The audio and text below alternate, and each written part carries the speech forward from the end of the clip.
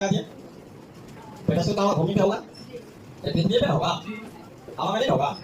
नहीं हवा में नहीं होगा ठीक है ये ऐसे बना लिया उसके बाद ये पेडस्टल है अब पेडस्टल पे क्या लगा हुआ है मोती लगा हुआ मान लीजिए मोती है ठीक है तो ये मोती हो गया और ये पेडस्टल हो गया अब भूमि के एक बिंदु से मान लीजिए ये बिंदु है तो भूमि के एक बिंदु से मूर्ति के शिखर का उन्नयन कोण 60 है तो मूर्ति के शिखर ये हो गया इसका उन्नयन कोण कितना लीजिए 60 कितना लीजिए 60 ये बना लो 60 ठीक है उसके बाद क्या कह रहा है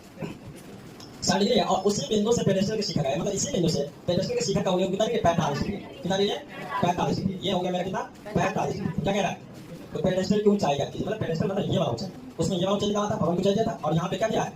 यहाँ पे ये दिया है मूर्ति की ऊंचाई दिया हुआ है नहीं और क्या पेडेस्टल की ऊंचाई क्या है तो ये ए मान लो बी मान लो सी और इसको डी मान लेते हैं और यहाँ से यहाँ तक की ऊंचाई कितना है 1.6 मीटर ये मूर्ति की ऊंचाई कितना है ठीक है किसकी ऊंचाई क्या है पेडेस्टल की तुम्हारी पेडेस्टल की ऊंचाई ठीक है और ये तुम्हारा भूमि है ठीक है ये पेडेस्टल है क्या है तुम्हारा पेडेस्टल है ये पेडेस्टल है और ये क्या है मूर्ति है और ये क्या है मूर्ति है ठीक है अब हम लोग चलिए कहाँ पे समकोण त्रिभुज कहाँ पे समकोण त्रिभुज किसमें किसमें चलोगे समकोण त्रिभुज कहाँ पे क्या किसमें चलोगे दोनों में किसमें चलोगे ए सी डी में चलते हैं ठीक है क्या है ए सी डी में तो क्या लिखोगे बताओ ए सी डी में tan 60 क्या लिखोगे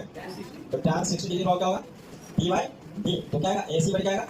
ए सी बढ़ जाएगा सी अब tan 60 का वैल्यू कितना है √3 इक्वल कितना होगा एसी का वैल्यू कितना आएगा एसी को क्या लिखेंगे AB प्लस BC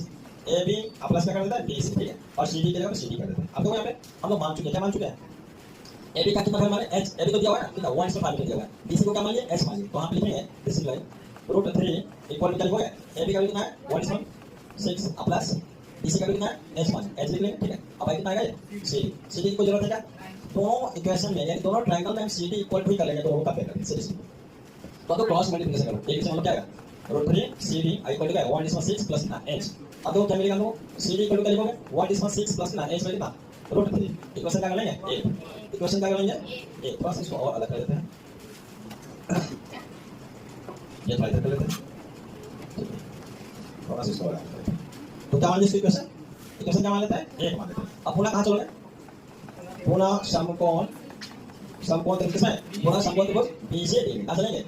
BCD में चलेंगे ठीक है BCD में तो BCD में चलेंगे क्या चलेंगे tan 45 log P by B तो क्या लिखोगे tan कितना tan 45 डिग्री log क्या मिलेगा P by B यानी BC बटे क्या मिलेगा CD तो BC बटे क्या मिलेगा CD अब tan 45 का वैल्यू कितना होता है 1 होता है ना BC का वैल्यू पता है हम लोग को नहीं H माइनस H बराबर CD नीचे एक मान क्रॉस करो तो क्रॉस करके क्या मिलेगा CD बराबर क्या मिलेगा H इक्वेशन के 2 क्या हो गया 2 अब क्या करोगे बताओ CD बराबर H और CD बराबर 1/6 प्लस H बाई √3 है ना हम क्या करेंगे CD की जगह क्या करेंगे H डालेंगे तो इसमें यहाँ पे लिखेंगे कितना लिखोगे CD की जगह H डालेंगे यानी एक और दूसरे ग्रुप समीकरण क्या एक और किसे दो से तो क्या लिखोगे ये एक और दो में क्या CD बराबर CD पर दोनों का आपस में कंपेयर कर देंगे यानी H इक्वल टू कितना हो जाएगा 1/6 प्लस H बाई कितना √3 ये क्रॉस करो इसको क्या मिलेगा तो मिलेगा H √3 इक्वल टू क्या मिलेगा 1/6 प्लस H फिर इसका तो इस H को इधर ले आओ तो H √3 हमारे से H बराबर 1/6 इसी का यहाँ पे H common log H common log √3 minus 1 equal to 1/6 आएगा अब हम ज्यादा दिमाग खराब करने से चाहे चलो H इक्वल टू क्या लिखेंगे 1/6 अब कितना आएगा √3 हमारे से 1 अब H इक्वल टू कितना 1/6 अब कितना लिखोगे √3 माइनस 1 इनटू कितना आएगा √3 प्लस 1 अब कितना होगा √3 प्लस 1 अब क्या लिखोगे बताओ ये आएगा 1/6 √3 प्लस 1 कितना आएगा बताओ √3 का स्क्वायर 3 माइनस 1 अब कितना आएगा बताओ अब कितना आएगा घटाओ बताओ H बराबर कितना आएगा बताओ 1/6 और √3 प्लस 1 बाई कितना आएगा तो इसको काटो कितना आएगा H इक्वल टू कितना 0.8 √3 प्लस 1 कितना है बस एक कर लिया वहां भी वो भी ऐसे सही सिम्प्लिफिकेशन समझ में ये भी सही है वही बोलते हैं ये चीजें कहीं भी छोड़ा जा सकता है लेकिन बस डर क्या लगता है एग्जाम में